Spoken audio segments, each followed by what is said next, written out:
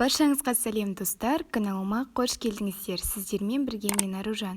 Бүгінгі видеода сіздермен осындай зебра пирогын дайындаймыз.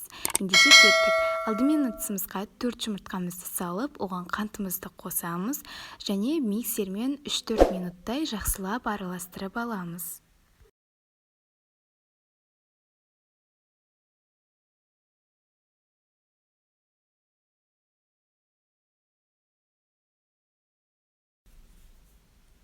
Араластырып болғаннан соң сұйық майымызды және сүтімізді қосамыз.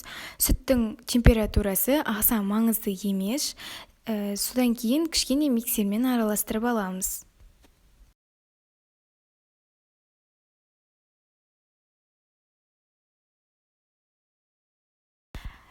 Илектен өткізілген ұнымыздың барлығын бірден салып жібереміз және қопсытқышымызды қосамыз.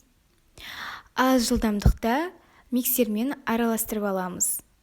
Содан кейін кішкене жылдамдығын көбейтіп араластырамыз.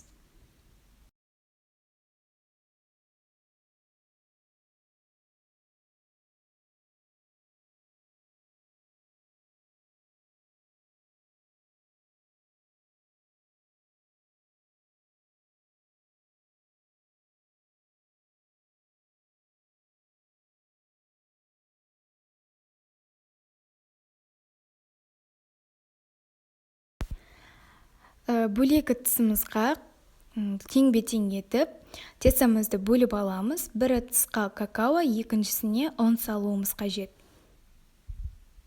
Міндетті түрде илектен өтуі қажет. Алдымен ұн қосылғанды миксерлеп аламыз. Содан кейін какао қосылғанды жақсылап миксерлеп араластырып аламыз.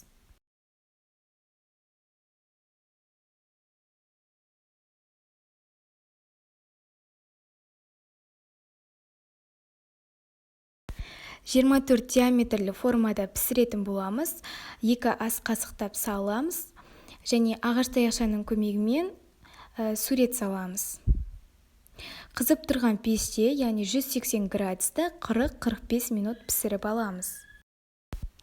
Міне достар, біздің пирогымыз дайын. Зебра пирогы дәл осындай болып шығады. Толықтай суытып формамыздан босатамыз. Толықтай суытып барып жесеңіздер, дәмі өте керемет болады. Міндетті түрде жасап көріңіздер, сіздерге ұнайтынына сенімдімін. Менің каналыма тіркеліп, лайк басып, астына комментарий қалдыруды да ұмытпаңыздар. Сіздермен болған мен Аружан. Келесі видеода жолыққанша сау болыңыздар.